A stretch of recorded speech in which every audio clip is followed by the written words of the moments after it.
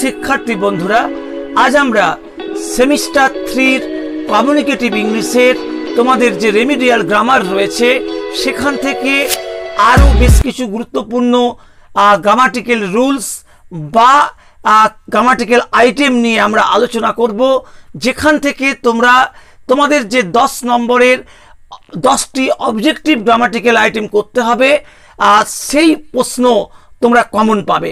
ইতিমধ্যে আমরা এর প্রথম ফার্স্ট পার্টের একটি ভিডিও দিয়েছি, যেখানে 1 থেকে 10 মোস্ট ইম্পর্টেন্ট গ্রামাটিক্যাল রুলস নিয়ে আমরা আলোচনা করেছি। আজকে মূলত আমরা 11 থেকে 20 অর্থাৎ বাদবাকি যে সমস্ত রুলস রয়ে গিয়েছিল সেইগুলো নিয়ে আমরা আজকে আলোচনা করব। এই 20টা বা এই দুটো ভিডিও তোমরা যদি ভালোভাবে দেখো তাহলে তোমরা নিশ্চিতভাবেই পরীক্ষাতে এই 10 নম্বরের প্রশ্ন কমন সহজেই পেয়ে যাবে, কোনো সমস্যার জায়গা থাকবে না। তাহলে দেখো, প্রথম যে নিয়ম, প্রথম যে আজকের রুলস 11 নম্বর, সেখানে কি বলা হয়েছে না, all the furnitures are in order. দেখো, এটা তোমাদের ফার্নিচার্স এখানে আছে, এই যে এক্সাম্পলটা তোমাদের দেওয়া হয়েছে ফার্নিচার্স, এখানে অল দ্য ফার্নিচার্স পুরাল করা হয়েছে আর দেওয়া হয়েছে। আপাতভাবে মনে হতে পারে যে সেন্টেন্সটা তোমাদের ঠিক রয়েছে, কিন্তু নয়। কারণটা হচ্ছে কি, ফার্নিচার্স কখনো এই শব্দটা ভুল।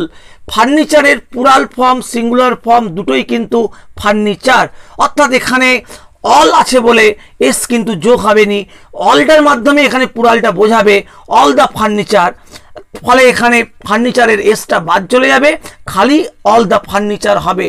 এটা তোমাদের যে সিলেবাসের নাম্বার রয়েছে সেখান থেকে এই অংশটা তোমাদের থাকলো, যে সাবজেক্ট এবং ভার্বের যে এগ্রিমেন্ট সেখান থেকে এটা হচ্ছে যে অল দ্য ফার্নিচার হবে, অর্থাৎ ফার্নিচারের প্লুরাল ফর্ম এস যোগ হয় না, ফার্নিচারই থাকে।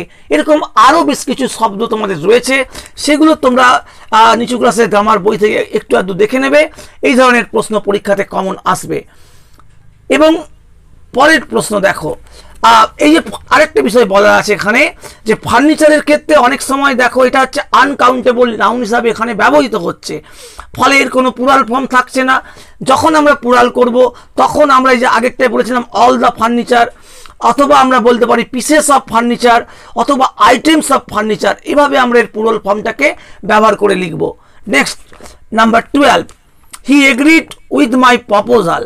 এখানে তোমাদের মূলত এই 12 নম্বর যে রুলস, সেখানে আমরা মূলত কারেক্ট ইউজ অফ প্রিপোজিশন, অর্থাৎ বেশ কিছু শব্দ ইংরেজিতে আছে যার পরে পার্টিকুলার একটা বিশেষ প্রিপোজিশন বসে, ইচ্ছে মতো কোনো প্রিপোজিশন সেখানে বসানো যাবে না। এটাকে বলা হচ্ছে তোমাদের কারেক্ট ইউজ অফ প্রিপোজিশন, এবং সেটা খুব গুরুত্বপূর্ণ।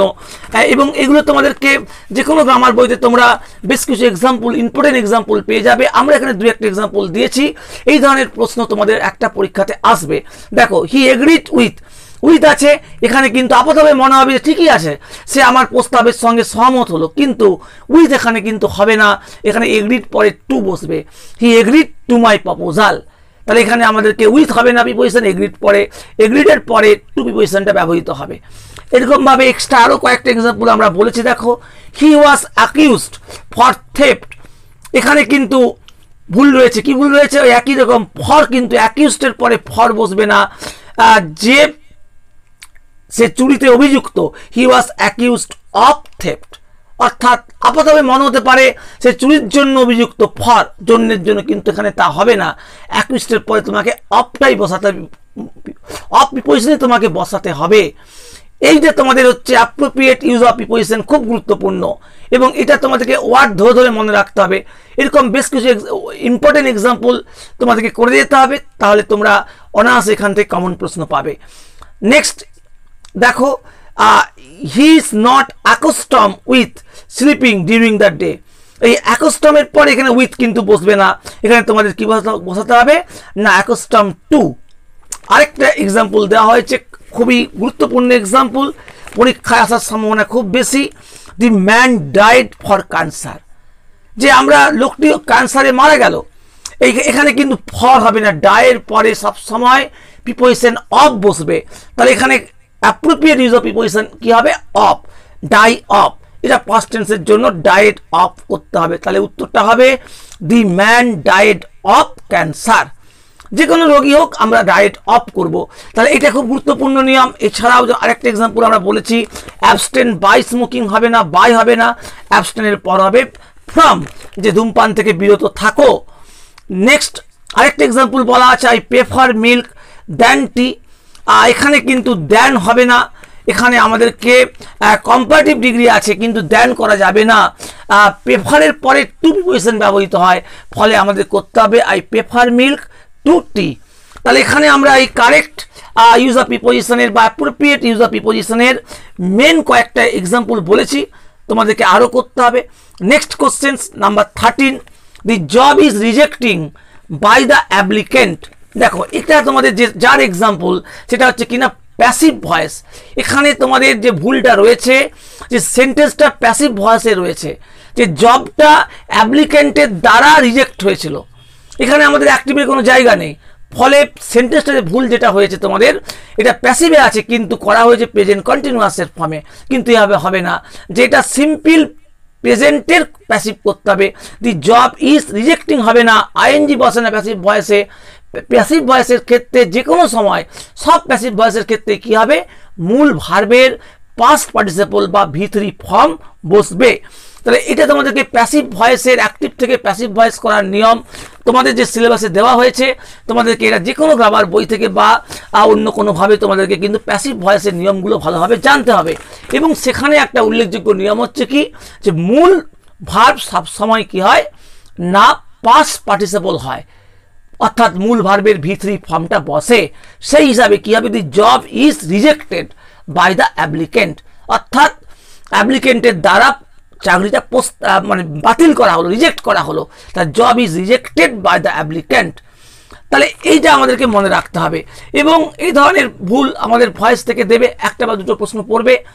নেক্সট আরও কিছু আমাদের পরের দেখো আছে নাম্বার 14, 14 নম্বর যে রুল, সেখানে কি বলা হচ্ছে, the water has no colour. এটা তোমাদের দেওয়া আছে মূলত প্রিপোজিশন অংশ থেকে, তোমাদের সিলেবাসে যে প্রিপোজিশন রয়েছে সেখান থেকে। যে প্রিপোজিশন এখানে কি ভুল আছে না, ওয়াটার হচ্ছে আনকাউন্টেবল নাউন, আমরা জলকে গুনতে পারবো না। নাউনের যে ভাগগুলো কাউন্টেবল, আনকাউন্টেবল নাউন, আমরা নাউনকে গণনা করতে পারবো না, জলকে আমরা গুনতে পারবো না। ফলে কি হবে, এখানে আমাদের আর্টিকেল, কোনো আর্টিকেল ব্যবহৃত হবে না। সেই কারণে উত্তরটা হবে ওয়াটার হ্যাজ নো কালার। পরেরটা দেখো, the elephants are the big animals. এখানে কিন্তু দি এলিফ্যান্টসটা কিন্তু এখানে আমাদের মানে গোনা যাবে, কিন্তু তাহলেও এখানে পার্টিকুলার কোনো হাতিকে বোঝাচ্ছে না, সেই কারণে সাধারণভাবে হাতিকে বোঝাচ্ছে, সেই জন্য এখানে কিন্তু ডেফিনাইট যে আর্টিকেল দি বসবে না। এলিফ্যান্টস আর বিগ অ্যানিমেলস, অর্থাৎ দুটো এক্সাম্পল আমরা দিয়েছি যেখানে আর্টিকেল ব্যবহার করা আছে কিন্তু আর্টিকেল ব্যবহার করা যাবে না। নেক্সট 15 দেখো, can I come in sir, আমি কি আসতে পারি স্যার। এটা তোমাদের একদম কমন এক্সাম্পল। আমরা যখন কাউকে বলি আসতে পারি, অর্থাৎ অনুমতি চাওয়া হয়, অনুমতি পারমিশন চাওয়া অর্থে পোলাইট করে বলতে হয়, এবং সেক্ষেত্রে আমরা মে ভার্বটা ব্যবহার করব, may I come in sir. Can মানেও পারা, কিন্তু সেই ক্যানটা এই ক্যানে ব্যবহার হবে না। এখানে মানে অনুমতি অর্থে বিনয়ের সঙ্গে পোলাইট হবে বলার জন্য আমরা মে বলবো, may I come in sir. আমরা সবাই এটা বলি, একদম কমন আমাদের। তাহলে ক্যানের পরিবর্তে হবে মে। নেক্সট 16 নাম্বার, সেখানে বলা হয় the man is MA in English. এটাও তোমাদের প্রিপোজিশন, তোমাদের যে আর্টিকেল এবং প্রিপোজিশন সিলেবাসে রয়েছে সেখান থেকে, মূলত আর্টিকেল থেকে এই এক্সাম্পলটা দেওয়া হয়েছে। এখানে দেখো, এখানে আমরা জানি যে যেগুলো ভায়েল হয় তার আগে আমরা জানি ভায়েল সাউন্ড, ভায়েল বললে ভুল হবে, ভায়েল সাউন্ড হলে কি হবে, সে তার আগে কিন্তু আমরা সেই ভায়েল হলে আমরা অ্যান ব্যবহার করব, অ্যান ব্যবহার করব। এবং সেক্ষেত্রে আমরা ভায়েল কোনগুলো, AEIOU, এই 5টা ভায়েল রয়েছে ইংরেজিতে। আর যদি কনসোনেন্ট সাউন্ড হয় তাহলে আমরা সেখানে এ ব্যবহার করব। তাহলে এখানে দেখো, লক্ষ্য করে দেখো যে এখানে কিন্তু MA, আপাতভাবে মনে হচ্ছে শব্দটা হচ্ছে এমটা হচ্ছে কনসোনেন্ট, কিন্তু না, এখানে হচ্ছে ভায়েল সাউন্ড আছে MA, I am MA। তাহলে এখানে একটা ভায়েল সাউন্ড রয়েছে, যেই কারণে আমরা অ্যান ব্যবহার করব, এ ব্যবহার করা যাবে না। তাহলে এখানে কারেক্ট করলে সেন্টেন্সটা কি হবে? The man is an MA in English. এর পরিবর্তে অ্যান হলো কেন? এটার সাউন্ডটা ভাওয়েল সাউন্ড। একই ধরনের এক্সাম্পল তোমাদের রয়েছে, দেখো যে MSc তার আগে অ্যান বসবে, অ্যান MLA, অ্যান MP, এগুলো সবই কিন্তু অ্যাম অর্থাৎ ভাওয়েল সাউন্ড হচ্ছে। An MBBS, an SDO, an HS school, এইচটা এখানে উচ্চারণ কিন্তু হচ্ছে কিনা ভাওয়েলের মতো। HS school, an x ray report, এটাও কিন্তু আমাদের ভাওয়েল সাউন্ড হওয়ার জন্য অ্যান বসবে। এখান থেকে তোমাদের এই ধরনের এক্সাম্পল পরীক্ষাতে বা এই ধরনের প্রশ্ন তোমাদের পরীক্ষাতে আসবে। এবং তারপরে next 17, Ramu is an university student. এখানে ঠিকটার উল্টো আগেরটার নিয়মে আমরা আগেরটার এক্সাম্পলে বলেছিলাম যে ভাওয়েল সাউন্ড হলে অ্যান বসবে। এখানে আমাদের কি হচ্ছে না কনসোনেন্ট সাউন্ড, যার জন্য কি হচ্ছে দেখতে ভাওয়েলের মতো কিন্তু কনসোনেন্ট সাউন্ড, সেজন্য অ্যান হবে না এ হবে। এটাও একটা খুব ভাইটাল নিয়ম। 16 এবং 17 এই যে দুটো রুলস আমরা বলেছি, এখান থেকে তোমরা অ্যাটলিস্ট 1 কোশ্চেন অবশ্যই পরীক্ষাতে কমন পাবে। তাহলে কি হবে না Ramu is a university student, তাহলে অ্যানটা এখানে ভুল রয়েছে, তার পরিবর্তে এখানে করতে হবে এ ইউনিভার্সিটি স্টুডেন্ট। রামু একজন ইউনিভার্সিটি বিশ্ববিদ্যালয়ের ছাত্র। তাহলে ইউটা এখানে আপাতত ভাওয়েল মনে হলো, এর সাউন্ডটা কিন্তু ইউর মতো নয়, যে কারণে কনসোনেন্ট সাউন্ড।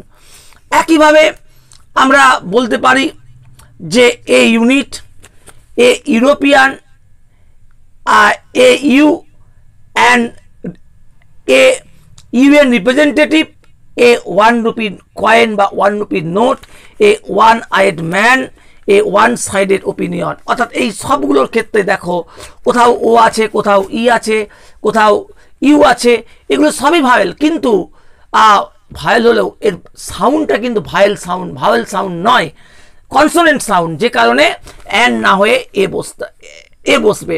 তাহলে এই ব্যতিক্রমগুলো আমরা মোটামুটি সবগুলোই তোমাদের কভার করে দিয়েছি। পরীক্ষায় পড়লে এর মধ্যে এক্সাম্পল তোমাদের পরীক্ষাতে পড়বে। Next question 18, the guest will come in Sunday. দেখো এটাও তোমাদের প্রিপোজিশন থেকে দেওয়া হয়েছে মূলত। The guest will come on Sunday. তোমরা জানতে হবে, তোমরা জানবে, তোমরা প্রিপোজিশনের চ্যাপ্টার যে কোনো গ্রামার বই থেকে নিচু ক্লাস তোমরা একবার পড়ে নেবে, তাহলে সমস্ত প্রিপোজিশনের ব্যবহারগুলো তোমাদের জানতে হবে। এখান থেকে কিন্তু প্রশ্ন হবে যে অন যে কোনো বারে হলে, সানডে, মন্ডে, টুইসডে যাই হোক না কেন, আমরা বারের নাম হলে কিন্তু আমরা তার আগে অন বসাবো। অন আরও অনেক ক্ষেত্রে বসে, আমরা এখানে পার্টিকুলার একটা জিনিস বললাম, বারের নামের ক্ষেত্রে অন বসে। আর হচ্ছে কিনা যদি সাল হয় তাহলে কি হবে, তখন কিন্তু ইন বসে। সাল হলে ইন বসবে, যেমন in 2025, in 19th century, in 1900, অর্থাৎ সাল হলে ইন বসবে। আর ছোট জায়গা হলে সেখানে অ্যাট বসে, আর বড় জায়গা হলেও ইন বসে। এইটা আমাদেরকে প্রিপোজিশনে এই ব্যাপারটা জানতে হবে যে ছোট জায়গা হলে অ্যাট আর বড় জায়গা হলে ইন, বা কোনো বড় জায়গার মধ্যে হলে ইন হবে, বা পার্টিকুলার জায়গাটা বললে তখন সেটা অ্যাট হবে। তাহলে এই অ্যাট, ইন প্রিপোজিশনে আরও অন্যান্য প্রিপোজিশন রয়েছে, সেই সব প্রিপোজিশনগুলোর ব্যবহার কিন্তু তোমাদেরকে শিখে নিতে হবে। যে কোনো গ্রামার বই পড়লে তোমরা পাবে এটা। আর এরপরে আমরা নেক্সট চলে আসবো আইটেমে যে 19, সেখানে দেখো যে আমরা এখানে মূলত বিটুইন এবং অ্যামাং এর ব্যবহারটা দেখিয়েছি, যে share this information between all the students. দেখো আমরা এখানে বলছি অল দ্য স্টুডেন্টস, সব ছাত্রদের মধ্যে এই তথ্যটা শেয়ার করতে, কিন্তু আমরা লিখছি বিটুইন। তাহলে এখানে ভুলটা আছে, বিটুইন হবে কি না, হবে হচ্ছে অ্যামাং। কেন? উত্তরটা দেখো, বিটুইন আমরা কখন বলবো, যখন আমরা দুটো বিষয়ের মধ্যে তুলনা করব, সেক্ষেত্রে আমরা বিটুইনটা ব্যবহার করব, একদম ফিক্সড নিয়ম, সিম্পল নিয়ম। আর দুয়ের যদি বেশি হয়ে যায় তার সেক্ষেত্রে আমরা কিন্তু অ্যামাং ব্যবহার করব। তাহলে দেখো এখানেও সেটা ব্যবহার করা হয়েছে যে this information, share this information among all the student, সব ছাত্রের মধ্যে, তাহলে এটা কী হবে, অ্যামাং হবে। এখান থেকেও প্রশ্ন তোমাদের আসবে। আর একইভাবে তোমাদের অন্যান্য প্রিপোজিশন রয়েছে তোমাদের, যেমন এগেনস্ট রয়েছে, কোনো কিছুর বিরুদ্ধে বোঝালে India won the cricket match against Australia, অর্থাৎ এরকম অর্থে আমরা এগেনস্ট শব্দটা ব্যবহার করি। আরও যে প্রিপোজিশনগুলো তোমাদের রয়েছে সেগুলো সব বিশেষ ব্যবহার তোমাদের জানতে হবে, তাহলে তোমাদের এখান থেকে সহজেই কিন্তু প্রশ্ন তোমরা কমন পাবে। আর লাস্ট আমাদের যে আইটেম দেখো বলা আছে, যেটা প্রিপোজিশন সংক্রান্ত, ওপেন পেজ নাম্বার 5। এখানে দেখো লক্ষ্য করে, এখানে আমরা কিন্তু প্রিপোজিশন একটা বাদ দিয়ে দিয়েছি। খালি ওপেন পেজ নাম্বার 5 বললে কথাটা ভুল হবে। এখানে আমাদের কি লাগাতে হবে, একটা অ্যাট লাগাতে হবে, preposition at, open at page number 5। আর এখানে আমরা এক্সট্রা হিসাবে আরও 1-2 এক্সাম্পল দিয়েছি। দেখো, দি ম্যান ওয়াজ ডায়েড, এটাও ভুল রয়েছে, কারণ ডায়েড অর্থাৎ ডাই এর ভাবটার প্যাসিভ ভয়েস কিন্তু সাধারণ এই প্যাসিভ ভয়েস হয় না, গ্রামাটিক্যালি সেন্টেন্সটা ইনকারেক্ট। তাহলে এখানে কি কারেক্ট সেন্টেন্স হবে না, দি ম্যান ডায়েড, যে লোকটা মারা গিয়েছিল, অথবা আমরা বলতে পারি দি ম্যান ওয়াজ ডেড। তখন ডেডটা ডাইটা হয়ে যাবে নাউন, ভার্বটা হবে অ্যাডজেক্টিভ, ডায়েড DI, তখন ভার্বটা তখন হবে ডেড, অর্থাৎ এটা হয়ে যাবে অ্যাডজেক্টিভ, DEAD, ডেড হয়ে যাবে অ্যাডজেক্টিভ। তাহলে আমাদেরকে এক্সট্রা নিয়মে আমরা দেখালাম যে দ্য ম্যান ওয়াজ ডায়েড, এটা ভুল আছে ব্যবহার, আমাদের করতে হবে দি ম্যান ডায়েড অথবা দি ম্যান ওয়াজ ডেড। একইভাবে আরেকটা এক্সাম্পল দেখো বলা হয়েছে, he is known by me, এটাও একটা কারেক্ট ইউজ অফ প্রিপোজিশনের অংশ, যে হি ইজ নোনের পরে বাই প্রিপোজিশন বসবে না, টু বসবে।